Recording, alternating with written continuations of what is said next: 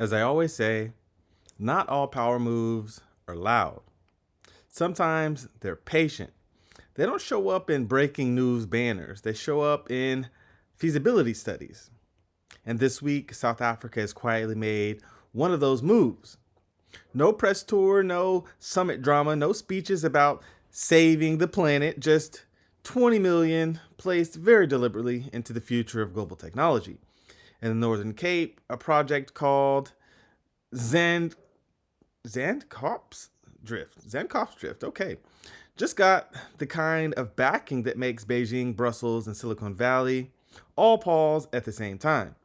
Because when Africa steps into rare earths, the entire tech supply chain gets nervous. The future isn't built where the minerals are, it's built where they're controlled.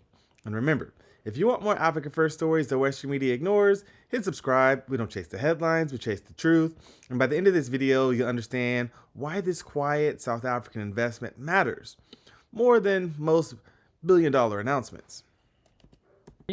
There was a massive quantity of phosphogypsum generated as historic waste from phos acid production that happened on Phalaborwa. All of the rare earths that were contained in the ore reported to the gypsum that is now sitting there as mine waste. The Rainbow Rare Earths project and the Phalaborwa project is going to reclaim all of that phosphogypsum. There's about 35 million tons of it sitting on stacks there in Phalaborwa.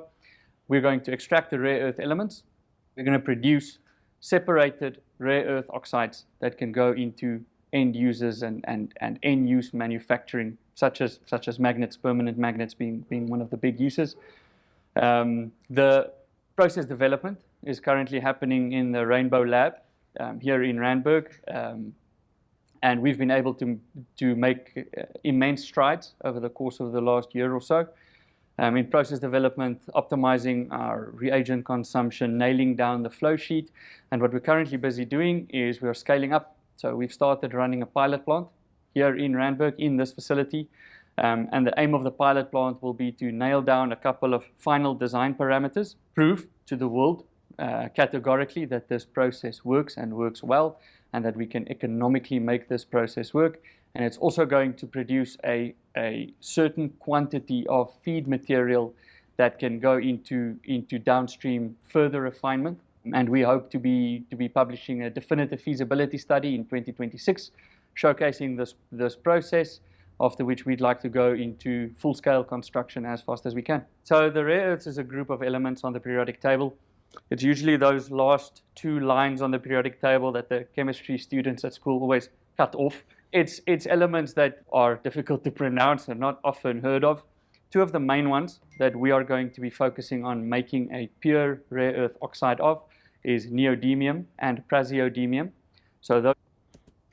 All right, so South Africa's Industrial Development Corporation, the IDC, has allocated $20 million to a rare earths development project, and the site is in Zandkopfdrift in the Northern Cape. The company leading it is Frontier Rare Earths. And here's the detail that, should immediately raise eyebrows, right? The European Union has officially labeled this project strategic. So, not interesting, not promising, but strategic. The funding will support feasibility studies for producing rare earth elements, manganese, with production targeted around 2030. Now, let's be clear, this isn't about digging tomorrow. This is about positioning, right? Many Western analysts love to ask, why is Africa always behind? Well, Africa quietly responds by investing before the scramble begins. So many people think this headline means that, Africa is trying to copy China. But let's talk about what's actually happening, right? Africa is breaking a monopoly. Right now, rare earths are essential for smartphones, electric vehicles, wind turbines, military systems, advanced electronics. And while they exist in many places, they are primarily refined in China. And that's not an accident. That's historically been leveraged. And the world loves diversification as long as China keeps refining, right? So let's talk about why this matters globally, because this project isn't just about mining. It's about Africa entering the strategic layer of technology supply chains where materials become influence. And South Africa isn't asking to participate, it's preparing the matter, right? So let's break this ripple effect.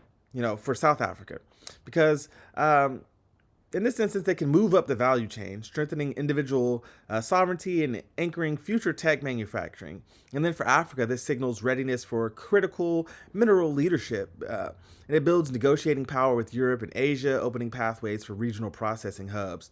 And then for the world overall, this reduces reliance on single country refining and introduces competition into rare earths markets, forcing supply chains to rethink assumptions, right?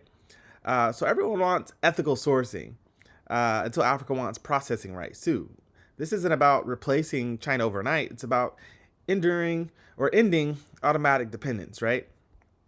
So let's talk about where this goes next, because we can all expect the African EU industrial partnerships, pressure for local refining capacity, skills transfer into metallurgy and processing, new investment zones around critical minerals. And by the late 2020s, the question won't be, does Africa have rare earths? It'll be, who has access to Africa's refined output?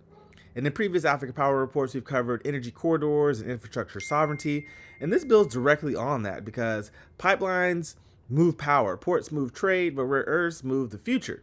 And inshallah, next episodes, we'll be watching how Africa's mineral strategy is quietly rewriting tech geopolitics.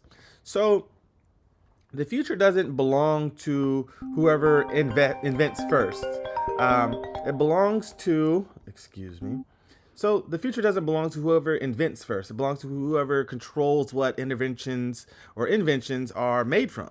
So, mashallah, that's your African Insight for today. Please don't forget to like, comment, and subscribe, because I'm MrEmpowerTV. We don't chase the headlines, we chase the truth behind them. This is Mr. Empower, and I'll see you in the next video. Peace.